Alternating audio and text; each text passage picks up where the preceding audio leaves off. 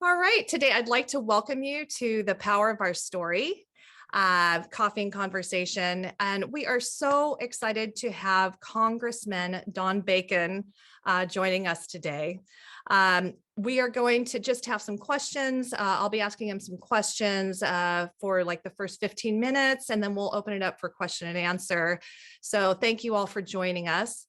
And this would not be happening today if our good friend, Johnny Walker, did not set this up. So I want to hand it over to Johnny to make the introduction. You're on mute, I think. Can you hear me now? There you go. Yes. It's like just like the I apologize. commercial. I can't hear you. I'm actually in Omaha. If there's some background noise, it's because I'm in the hotel lobby. My computer doesn't work in the room. That's fine. I just Welcome, wanted Johnny. to give a really brief, quick intro into the type of man that Don is. He's not only a congressman, he's an American. I'm going to give a brief 30-second story. When Don ran for Congress, he defeated his opponent, and he remained friends with that man. And that man's son looks up to Don, and his uncle is the veteran judge for the state of Nebraska. Don is a true veteran. He looks out for veterans. He looks out for the community at large, especially the veteran community at large. And I know this day and climate, politicians really get a bad rap. For what it's worth, I've got to know him personally to an extent. I know I work with a lot of his people that served with him and that work with him here in Nebraska. And I have never heard a bad thing about Don from anybody. He's a true father, true American. Sorry, because of my I'm technical difficulties because of the hotel. Don, maybe we could talk to the Marriott. Okay. Thank you very much, Johnny. Appreciate it. We're gonna call it Johnny Walker Blue because it's the best. It's the best version. Well, listen, Johnny, thank you so much. I appreciate that. And if everybody can just mute, that would be really helpful for the interview. So anyway, Congressman Bacon, I have also heard great comments about you, and that is so refreshing, in this day and age. So again, it's a real honor to have you with us today. And I would love to know just more, just who you were growing up and what led you to wanting to serve. I was raised on a farm in a place called Momence, Illinois. It's just north of Champaign in Kankakee County. Corn and soybeans, beef cattle. And so I was raised on a farm with my grandparents lived on the farm. I had an aunt and uncle. And my dad, we lived on the farm. My dad became an accountant, so he didn't really work the farm, but I worked on the farm with my uncle and my grandfather. And at 10 years old, my grandmother bought me a World War II book. And I loved it. I was totally fascinated by it. I maybe read it a dozen times. And then I went from reading about World War II to Vietnam, Korea. The Civil War became an interest of mine. So obviously I developed an interest in the military at a young age. I mean, in junior high and elementary school for that matter. And I just love reading about great military leaders and great, like Battle of Vicksburg and, Caesar and France. Those things fascinated me. So God gave me this military passion, I guess. And I then, when I graduated out of college, it just sort of became clear to me that I should follow that passion. So I went to officer training school at 21 years old in 1985. I'll also point out, though, I've always had an interest in politics, and not really politics, statesmanship. I love reading about Abraham Lincoln. I love reading about Hamilton. Winston Churchill is one of my favorites. And I've admired folks who had moral courage that changed their country for the better. And that always fascinated me. I always thought, I hope I could be someone that could be a positive influence in our country. And so I grew up with a love of the military and love of studying statesmen. And and God's been good to me. I've been able to do 30 years in the Air Force, and now I'm able to serve in the Congress. So I felt like I'm grateful to God, first of all, for those opportunities. And I want to just take a moment too to say thanks to all our veterans. You're 5% of the population, 1% serve, about 5% are veterans. And we are the folks who we're the sentries guarding our country. And I think we have a big role when we get out of the military as veterans in our communities, whether it's at the local level, school board level, churches. I mean, your influence is really needed wherever you're at. And so I just wanted to throw that out there. Thanks, Sarah. Oh, I love that. I love that. So you are somebody who has just been fascinated from the very beginning with the politics, or, you know, just like you had shared, just really diving in deep with great leaders and learning about them. And the more that I get to know veterans, I feel the same way. Like, your presence is so needed. The training and you know, the heart, the servant leadership is so needed right now. So thank you for sharing that. So I looked at your amazing resume. It's astounding. And again, I am coming from the civilian view. I have never served, so I will never truly understand what it is like to sign on that line. But I'm imagining there's so much behind everything that you have achieved and everything that you have done. And so, because this is a group where it's a lot of camaraderie and even healing and connecting, in that time of your service, was there a time that was really low? And how did you navigate your way out of that?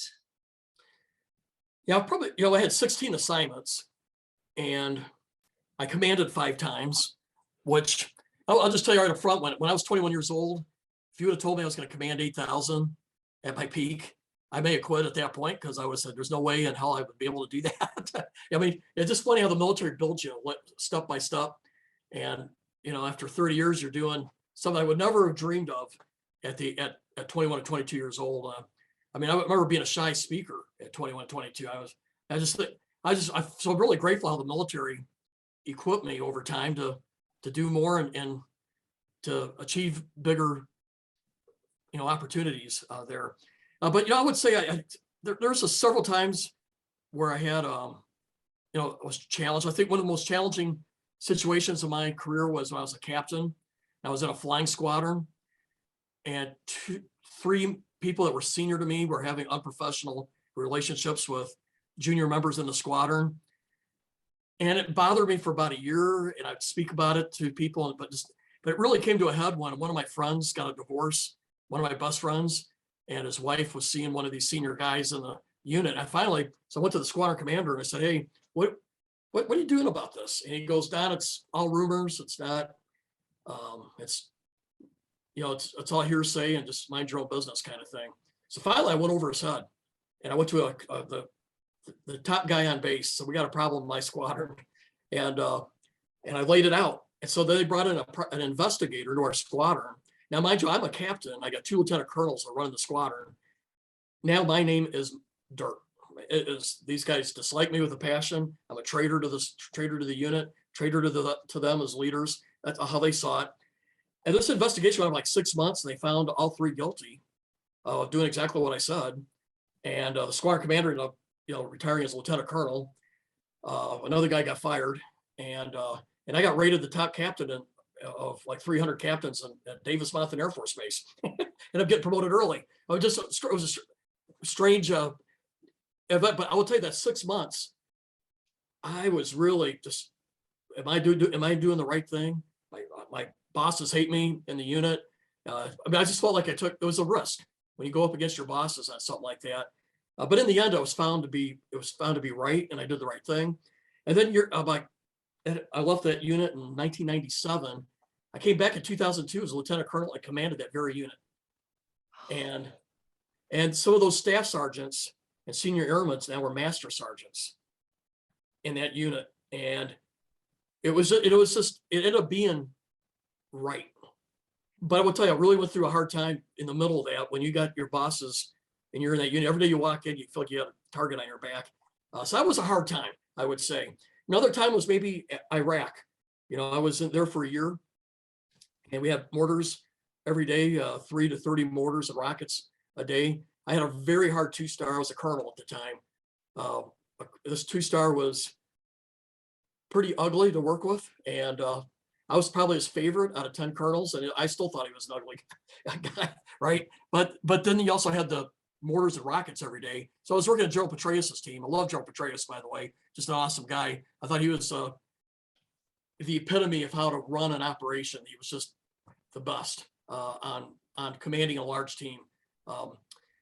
But several facets to this. One was when I came home, I did have 2 or 3 months of PTS because those mortars and rockets every day. I remember being in Chicago, walking with my dad, and my dad says, "What are you doing?" I said, "Well, I'm looking where to dive." And I was like, I was just every day. I was used to diving because you get more mortars coming in. You get like 3-second warning, and you just program yourself when you do it for a year. Where you, okay, if a mortar hits coming in, where am I going to dive? Where am I going to jump? And then went to Montgomery, Alabama for wing commander school, which is to run a base. And one day my alarm went off at like 5 a.m, and I thought it was a missile warning. So I rolled off my bed, tried to get under my bed, but I couldn't because I had a protector underneath it. But in Iraq, it didn't. And I finally realized I'm in Montgomery. My point being is I had 2 or 3 months of, I had to get it out of my system. And so it really helped me get empathy because I realized people drove convoys and had the roadside bombs going off. Or if you're more in a combat, you get muscle memory. And if you do this for a year and a half, it just doesn't leave you. Sometimes it stays with someone forever. At least in my case, 2 or 3 months later, it got out of my system. But it gave me an empathy and an appreciation for PTS. So I think I'm a better person for it because I understand it better. I'll tell you another thing it did. It really deepened my faith. Every day I prayed or I thought about this verse when I was in Iraq. Don't fear man who could take your life, but not your soul. Right? In other words, God has your soul no matter what, and it's eternal. And but don't fear man because life is fragile. And but there's a deeper. There's always we're in God's hands for eternity. And so that verse is burned into my brain. Those are just a couple of the hard times. Yeah, gosh, that's powerful. I first just want to commend you on your courage. All these talks that we have, I know that being active duty military, the connection and the camaraderie is everything. Mm-hmm. So for you to step out like that and just follow your own conscience and stand alone is so admirable. So I appreciate that. And then when one of your best friends gets divorced and you see what happened, I said, somebody's got to stand up on this thing. It just really rubbed me wrong. I couldn't believe our commanders were turning a blind eye to it. So, but like I say, could have gone the other direction on me. I could have been persona non grata, and that commander could have wrote me a bad evaluation and I would retire as a captain. So, but the right thing surfaced. Right. That's fantastic. And then also, of course, we have a lot of talks about post-traumatic stress. Mm-hmm. And we were even talking about last night on one of our calls, again, it's that suffering that mm-hmm. just makes us more empathetic and more, understanding of others. So just the fact that you brought that up too is, I think we all understand that on this call, that it really opens up our heart and mind to what other people go through. And I appreciate, our soldiers and Marines in particular were on much more front lines than I'm an Air Force guy. I mean, I was in I commanded a flying squadron in the invasion of Iraq. Obviously, we could have got shot down, but it's nothing like being on the ground where you're exchanging gunfire or tanks, you got artillery. And so I always try to be cognizant that the guys serving on the ground more often than not had a harder time, than Air Force Navy guys. But I did, I was in Baghdad, I was in the green zone, but still 3 to 30 rockets every single day for a year.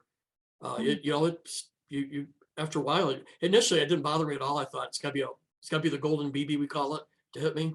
I had 2 close calls. I probably was within seconds, if I had been walking faster, of getting hit by a mortar one day, and a mortar landed in front of me, or it was a rocket. Anyway, in this case, it was a rocket. I was on one side of the embassy, walking down the sidewalk, and a rocket hit just right in front of me. And you're like, wow, if I'd have been 1 minute faster, I would have been right there. And so it sticks out in your brain. And then one morning I woke up at 6 a.m, and normally the Iraqis, or those were the Shia forces, they only fired typically from like 10 in the morning till about 6 at night. So for some reason they didn't fire much at night. I don't know why. But this morning at 6 a.m. I woke up and I was getting the cobwebs out of my head. And I was on one side of a T-wall and a rocket hit on the other side of the T-wall. I came really close to, and my lights came out of the ceiling and I'm like, oh, that was close. So after a couple of those, you realize, it's, and then we knew, and we lost people. A guy got killed in a bunker. It was a direct hit on a bunker. And, we lost 2 Air Force guys they were riding their stationary bikes and they had the T-walls around their trailer, but the rocket went right in the middle there and killed both of them. So it was not uncommon. But I know I'm talking to people here who lived in probably a lot worse situations. You're in Fallujah, if you're in, if you were in those battles up in Anbar, that's a totally different story. Oh, well, trauma is trauma, isn't it? I mean, for each individual person, that sounds very scary to me. So I guess it wasn't your time, right? It was not your time. You're here. I went from being cavalier, like there's no way a mortar rocket's going to hit me. It's a lucky BB in it. But after a year, you're like, yeah, I'm glad to get out of here. So. I bet. Oh my gosh. And what if with your career, what was the highlight? What do you feel like? I'm commanding a flying squadron in the invasion of Iraq and getting everybody home safely. We had EC-130s were compass call. We jammed radars, we jammed communications, jam anything you can use that uses the electronic magnetic spectrum. And we were going right behind our Army and Marines all the way up to Baghdad and even up to Tikrit, supporting our ground forces. But our unit had a history, as I was already sharing. I was a captain in it. We had really not most of our history was not, the unit was underperforming. And then I come in, I take over the squadron. I wanted to change the culture. And I had a plan for trying to build it in the best squadron in the Air Force kind of thing. And you start off with small victories. And we deployed for 6 months during the invasion of Iraq. And we were rated by Air Combat Command as the #1 performing unit in Air Combat Command there. And we came back with a lot of pride. And I came back and then commanded the group a couple years later. And these guys are, to this day, there's nothing that can defeat them. And I just love it. This culture of excellence. And I felt like we had a hand in it. But that was the highlight, commanding this unit, getting everybody home safe, getting our job done. Our unit found the POWs that were being held because we have an intelligence capability on our airplane. And so it was great to have one of our crews pinpoint where the US POWs are being held north of Baghdad. And so we were able to funnel in the rescue teams and get them out. And so a lot of highlights like that during the invasion. That is really exciting. So hence why I understand why you have all these decorations that, excuse me, I don't always have the right terms, but I appreciate what you're sharing. Here's another good one that I'm proud of. General Mattis, when he was the 2-star, was leaving a meeting in Anbar province, and our aircraft detonated the IEDs that were in front of them that they were going to use to target them. So he's got a great statement that we saved. Compass call saved my life. Like I commanded that team, and that's it's some always think I love General Mattis, by the way. I know some people in here may not, but I'm a big fan. Oh gosh, that's a great story. Yeah, thank you. So how was your transition? How did that go for you? For me, it went pretty well, but I understand the things you miss. But I missed it as a general. I missed the camaraderie. What I love best is being in a unit. And, I love working hard and then coming back from a mission, drinking beer and having a cigar. I mean, that's what Air Force guys do. And I'm sure all of our service folks feel that way, whatever service you're a part of. That thing, I worked 12 hours a day, but I never felt like I worked, if that makes sense. I was having a good time. I was loving what I was doing. And I would say the Pentagon was an exception. I really didn't enjoy the Pentagon tours too much, but my transition out, I had a plan. I knew I wanted to get involved in politics. I didn't think I was going to run for Congress, but I had a plan to get back to Omaha, and I was going to teach at the university. I was hired before I even got out of the military to be a professor.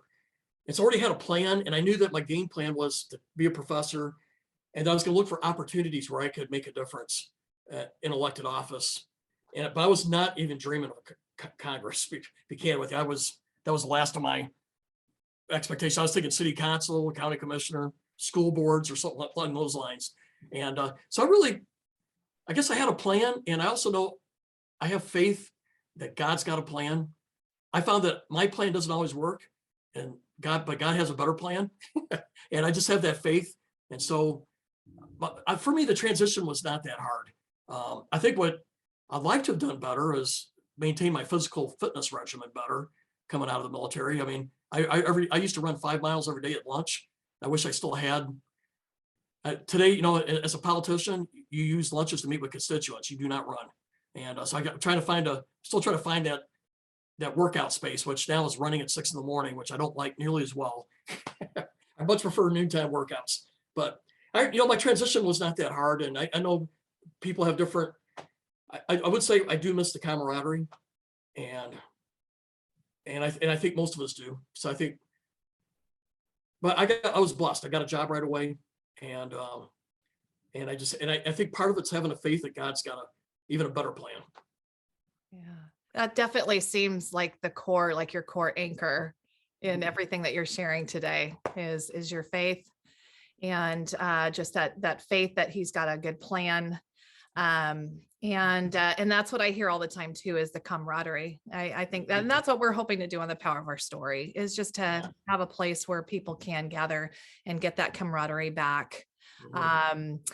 So what advice would you give to others that are active duty, maybe about to transition, or feeling maybe stuck in their transition time right now?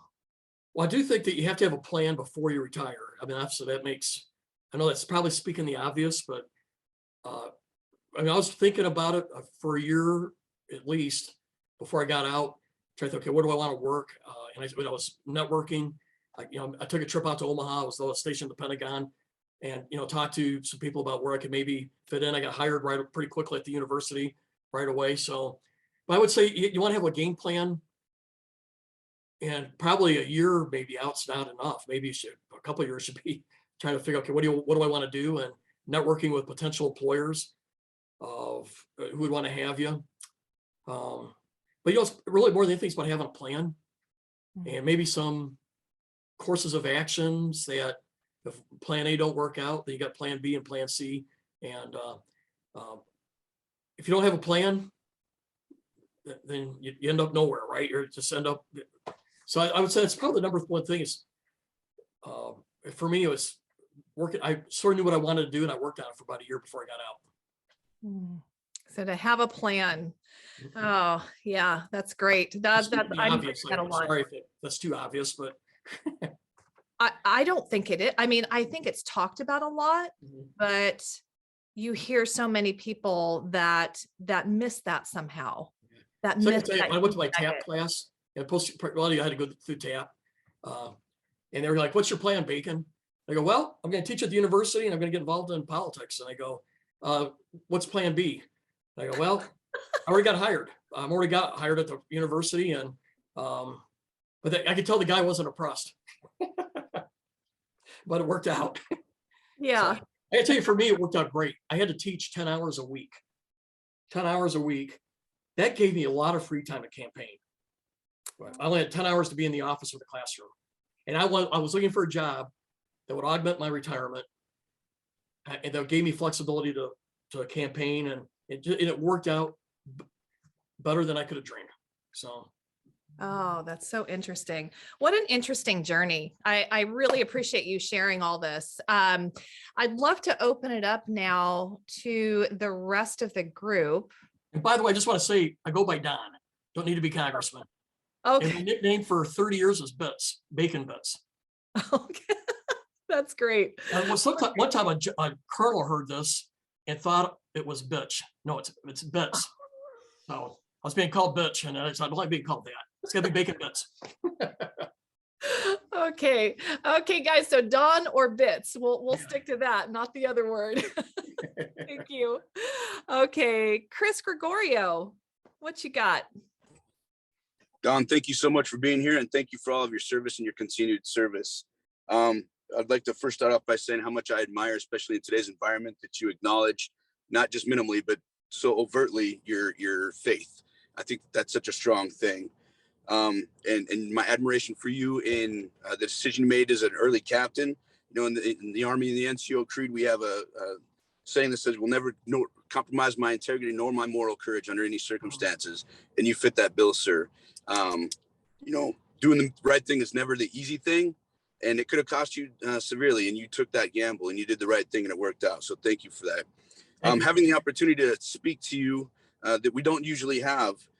We've talked with a bunch of people in this group. There's one lady in particular, Dr. Shauna Springer, who we talk about PTSD and how can we involve, do you think from your perspective, sir, front loading training as far as dealing with trauma? We train to fight, we train to kill, we train to follow, we train to lead in all these different things, policies and procedures. But one thing that we never do and we're very reactive in, sir, is how can we train? How do you feel that we can implement, although it would elongate our basic training or AIT, whatever you want to call it, and how to expect the traumas that we're going to experience, the death, the killing and that, and how we can train people how to process that before we go to war, before we end up in those situations. And thank you again so much for being here.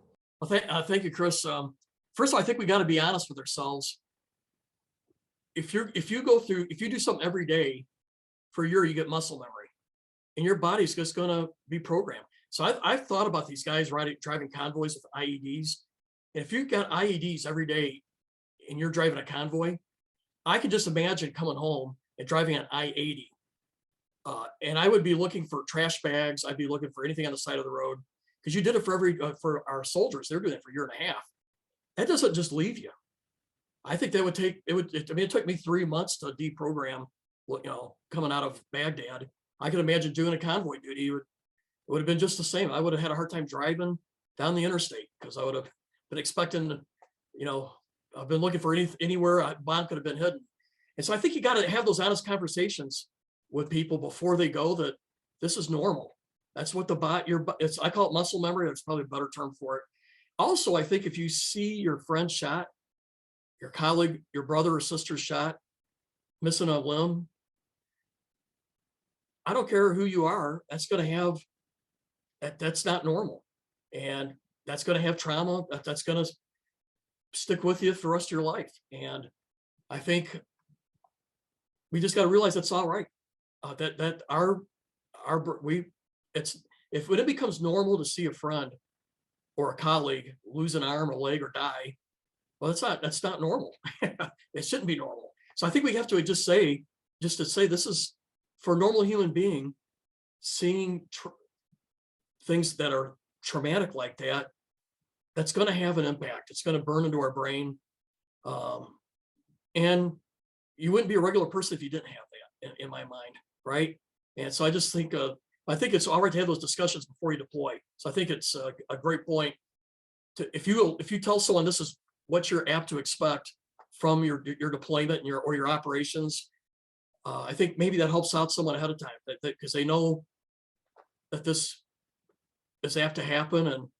And I think if you know it ahead of time, you can deal with it better. I'm not a psychologist, so I don't know the best way to train, but I sure think the concept's right of what was said. We talk about this a lot too, and there's this phrase of, you're responding normally to abnormal conditions. And so, yeah, to normalize the trauma that is normal, is to respond that way. Yeah, thank you for that. Scott. Yeah, good morning, Don. Thanks for coming in this morning. I'll Navy SEAL 05 commander, almost hitting my 20-year mark here this summer, and I'll be retiring this coming December. Appreciate you. We love our SEALs. Yeah. I work with a few, by the way. I work with Dan Crenshaw. I've worked with Ryan Zinke. So we got 2 or 3 SEAls running for Congress right now. They're going to win. We're going to have like 4 or 5 SEALs in Congress. What's going on? You trying to take us over? Watch out. There'll be a platoon in there if you don't watch out. Yeah. But that's I would say a lot of that is good leadership and folks, those guys are doing what they say they're going to do. Yep. And that's what people want. They want authentic. They want people who are, vulnerable. That I think that's what you're seeing. I was a Nebraska guy. I went to the University of Nebraska 97, 98, and I was a roommate of Eric Crouch. We were roommates together, and my first year, and then I transferred to Iowa and played football at Iowa. So I played both at Nebraska. So we got some Midwest background with each other there, and as Chris said, go ahead. Sorry. I say you played when Nebraska was beating Iowa. I wish we could say the same today. Yeah. We were good when I was there, so I feel like maybe I was it was me that left, and then they didn't go very well after that. So I don't know. I'm just teasing. But great experience for me, and went to Iowa and did another 4 years there, and had some great teammates. But I guess my point, kind of coming back to your thoughts, kind of tagging on what Chris had said about your story about you as a captain. Been there as an 03 lieutenant myself. I know what that feeling looks like. I know how those investigations go personally. I had to do the similar kind of thing, and I think I saw early on in my career as 01, which would be instant for us, and for you all would be second lieutenant, was doing just that, was what integrity is all about. And that's like holding the line when everyone's around, and that's doing the right thing when people aren't around, right? And I respect that, and I think oftentimes those things, like you described and kind of shared with us, aren't things that people talk about, right? Aren't people that there's probably other lessons learned that people would kind of mention. I guess my mind says in that. But I appreciate your kind of walking through that, and it shows a lot about you and your character, and I appreciate you sharing that with me. My question to you is, as you kind of talked about PTSD and kind of where we are as a community. I'll tell you that I've been 10 deployments, 9 out of 10 were all combat, and in all the areas that you've mentioned up to this point. And I personally suffer from PTSD and a slew of other things that are in my record. But I'll tell you that it wasn't until about 4 or 5 years ago that I came forward and really started seeking help. And there was a point in time that, and I would say it's still kind of there today, that when you got hundreds of young men and women in an auditorium after deployment, or during all hands calls, or asking, we're getting more psychologists and psychiatrists within the units, but their schedules are empty. And there's a problem with that. And I'll tell you just a roundabout quick story. In my tour, it was a couple of years ago that I kind of sought out psychiatry and tried to get that help. It took me, in doing that, you have to go for waivers. And what I have seen through my career, and what I have told, I work personally for the Admiral of Naval Special Warfare Command. I've told him this is a lot of times the leadership, and that's why I'm telling you as a congressman, is that you ask, well, what can we do for you? I'll tell you where we are with mental health and where there are issues. And the issues are in that great big system of waivers and having people come forward and say, hey, I have a problem and I need this to get documented. I need this to get into the system. And they are okay. They've taken these kinds of medications over this amount of time, and we can go ahead and bring them in, and they're fit for full duty. But that's not what's happening. What's happening is the two heads of the big democracy of the Washington of BU Med and the medical community, which is usually run by either an administrator person that has made their way in the medical community up to the top, or it's a surgeon. or some sort of general doctor that's kind of worked their way up. And you got the other side of the fence is the psychological behavior health. And so what you have here is the two folks don't like each other, more than likely is what I've seen. And so there's this thread that goes the waiver as they go up. It just gets bogged down. And I'm not sure why it gets bogged down for me as an 05 Navy SEAL. And I'm just telling you my story. I know there's countless others. It took me 1.5 years to get a waiver, 1.5 years. And I don't think that's acceptable. I don't think that, I think there's a better way to do it. I mean, if you got men and women that say, that want to, and you want to encourage this come forwardness and get your help. I think one of the things that, you know, putting on your radar is are people that are getting these mental health, behavioral health type stuff, are they able to continue to serve in a capacity that, or if they are continued and they're fit for full after doing whatever they've been diagnosed with, obviously some things are going to push the X in the road towards the get out process or the administration separation. But just putting it on your radar of I think that there should be something done about the system of if people come forward through mental health lines,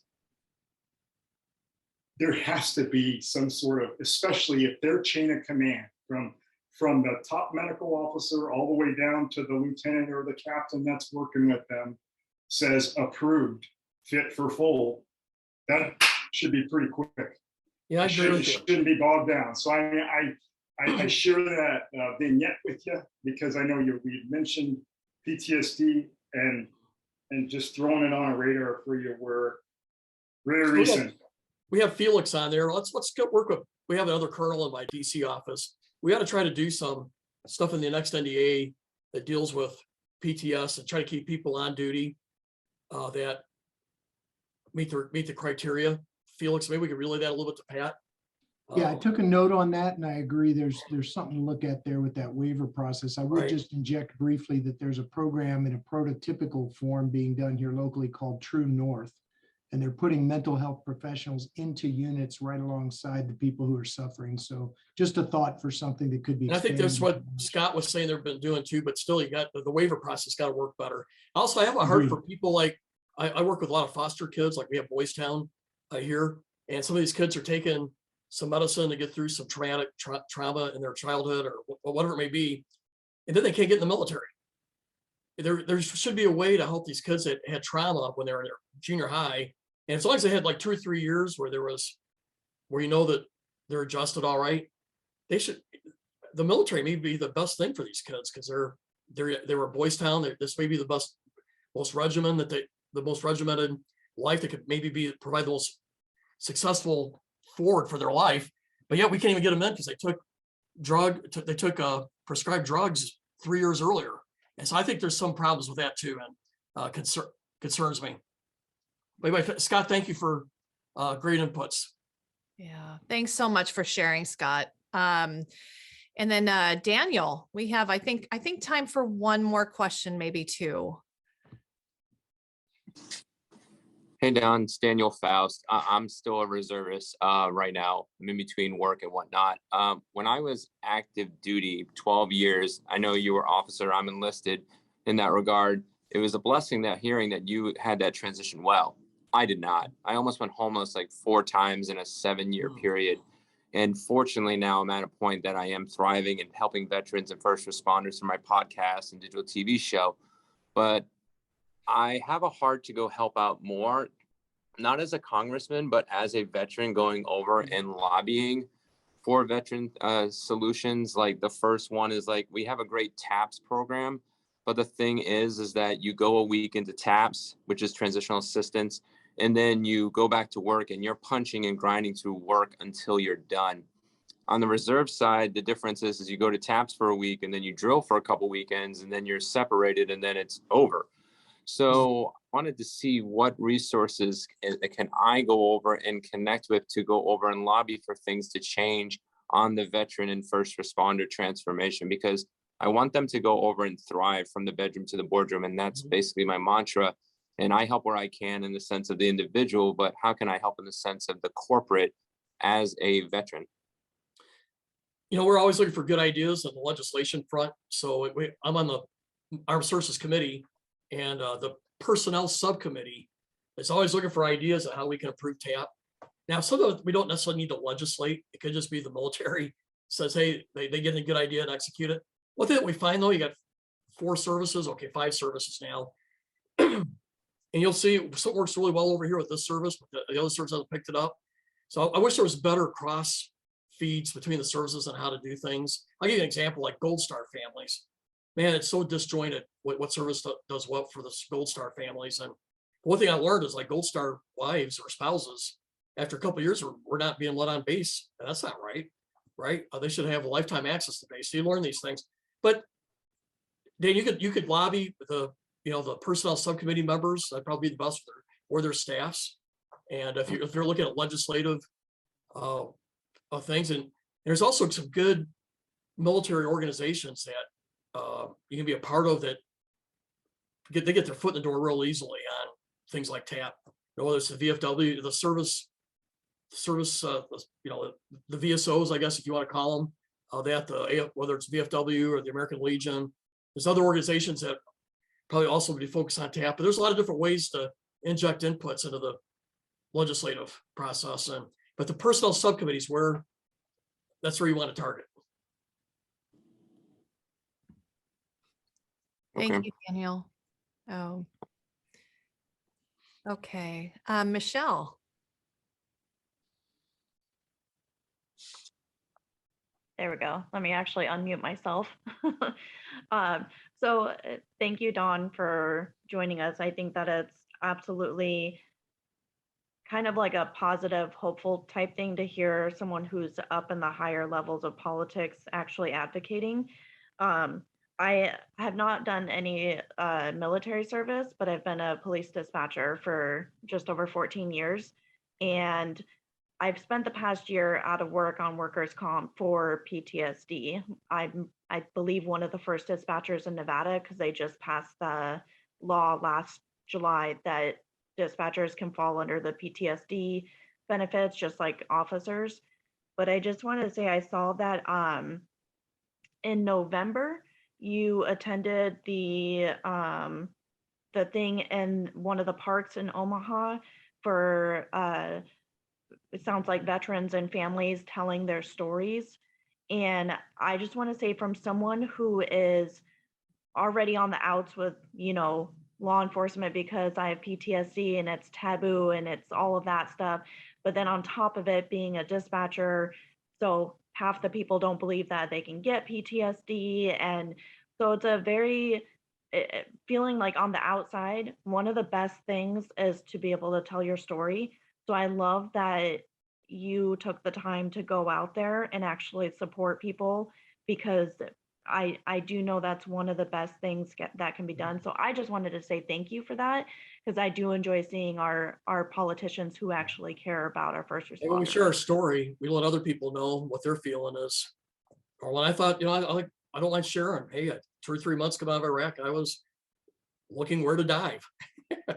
Right. In Chicago, of all places, right? And in Montgomery, Alabama, right? But I think when we share that, other people could say, oh, I felt that way. I would tell you the truth, I would have probably maybe been a little more cold about PTS if I didn't have it myself. It does teach you empathy. And but I think sharing what we share, I think sharing's always helpful. It's therapeutic to the person, and the people who are hearing it know they're not alone. Yeah, and it's great that you're showing support for the events like that. I think that's awesome. Thank you. Yeah. Thanks, Michelle. David. Thanks, Sarah. Thank you, Congressman, for being Don, for being with us. Sorry about that. And I want to thank Johnny Walker, who's such a good friend of mine, to bring you along and be part of this experience. So thank you for that, and thank you for sharing. And I actually wanted to combine what Michelle was saying with what Scott was saying. And I'm on the law enforcement side as well. And today I brought along with a friend of mine, Mike Pellegrino, who's with us today, who's also law enforcement. We work together here in New Jersey.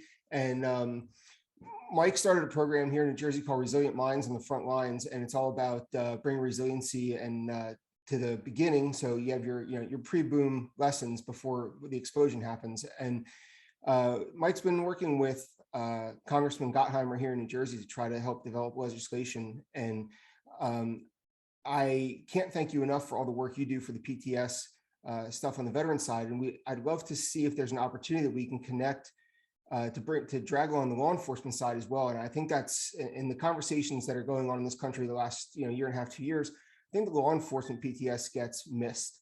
And I also think that people don't want to touch it with a 10-foot pole because of the politics. And I was hoping that we could somehow connect following this, and now knowing you and about you and the awesome work that you do, that if we can combine forces here and potentially bring along some of this subject matter. There's no doubt that our law enforcement is going to have similar things. I mean, I think of our police in Omaha. We had, well, there's shootings every other night somewhere. I mean, and there's always police got to go there, and no doubt that over a career you're going to have these incidences that are not normal, and the day they become normal, there's something wrong.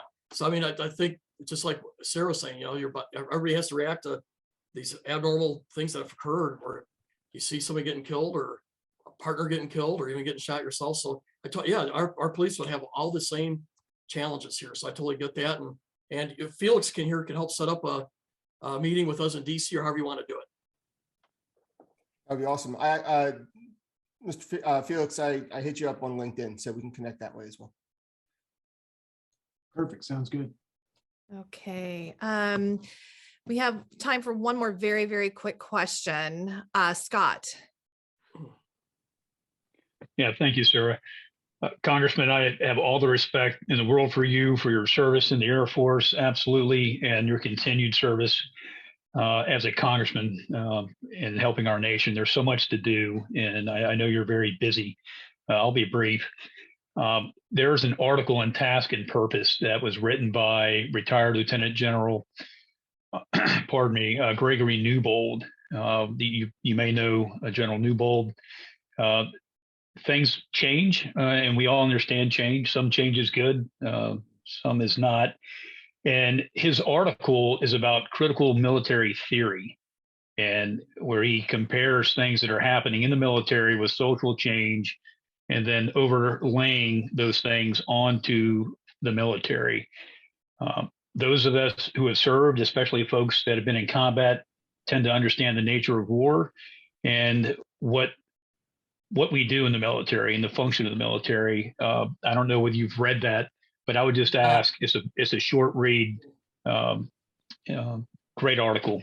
So I'll check it out, because I just finished Gerald Mattis's book. I like reading. I just finished a book, a Special Forces book, a SEALs book, and so I enjoy making that part of my reading. So thank you for the recommendation. Yes, sir. And again, it's an article. It's an opinion piece by the general. It's a quick read. I think you'll hope you enjoy it. Thank you. Thank you. Thanks, Scott. Scott does our segment on the power of our story for a transition. So he brings a lot of people on to talk about that. So thank you, Scott. So as we end up here, as we end out, what do you want people to walk away with from this talk? Well, hopefully you've mentioned it, Sarah. I think for me, I've prayed every day of my life. Maybe missed a few, don't get me wrong, but generally I try to pray every day for God's wisdom and God's blessings. I pray for his guidance, and I feel like he's answered prayers. So faith has been a big part of that. I think even when bad things happen in my life, I know that there's I know I got God with me, and that I may not understand what's going on, but I know that all things work together for those who love the Lord and called according to his purpose. And so that's been a big part of my life there. I would say too, the things I learned in the military is I'm trying to go back to it more. I'm trying to go back to what helped me in the military. I think I got off it for a few years because I was working so hard as a congressman, but I've tried to divide my life into 5 areas: my professional side, but then also the family area that I want to do well in. I want my physical fitness to be well, my spiritual side, my intellectual growth. And I tried a couple of goals with all 5 of these areas in my life. And so every year I try to set up benchmarks. What am I doing? My physical fitness, what am I doing with my family? How am I trying to grow intellectually? What verses I'm memorizing in the Bible for my spiritual side. You don't have to do what I'm doing, but maybe have a game. I recommend for everyone to have a game plan for how, in your life, how are you getting better? And how are you, if you don't have a plan, things just don't happen. And I really worked hard at this in the military. And then I went through 2 or 3 years as a congressman. I'm just trying to work 14 hours a day and get reelected. And a lot of other things get messed up. And I realized I got to go back to what helped me be successful. And so I'm going back. So this year, man, I came up with my five area game plan, and I'm going to go back to my roots on how I organize my life. So if that's helpful, I hope it helps you. But it helps me to be organized in that way. This has been wonderful. It's been wonderful to have you on. Thank you. I think I can, I say, just like the rest of the people that have been on there, that we appreciate you. We appreciate your integrity. It is so refreshing to have that nowadays. I appreciate how just authentic you have come and just really shared who you are. Thank you. I like telling stories. I thought of a couple more where I had to go against the boss, but we don't need to keep hearing that. I do think there's a great saying I learned from a 4-star. If you don't fall on your sword often, but when you do, don't miss. I just think it's I love that line, because I know people fall on their sword every day, and there's probably something wrong if you're falling on your sword every day. But if you go 30 years or 20 years in the Air Force or military or SEAL, whatever it may be, there are going to be moments where you got to stand up against your bosses or your team, because that's why you're called to be there. And I think if it's every day, there's probably something not right. But if it's never that way, that's not right either, right? So I just throw that out there, food for thought. And I really appreciate you all. Thank you. Thanks for giving me the chance to speak. Yeah, thank you. It sounds like a true leader. That's what I heard from just that. So thank you again, and best wishes with all your work for our country. I thank you so much. Thank you, the rest of you, for coming on the talk today. Always love you all. You know that. I appreciate you. Have a great weekend. Thanks again. Thank you. Take care. Thank you, Felix. Bye-bye.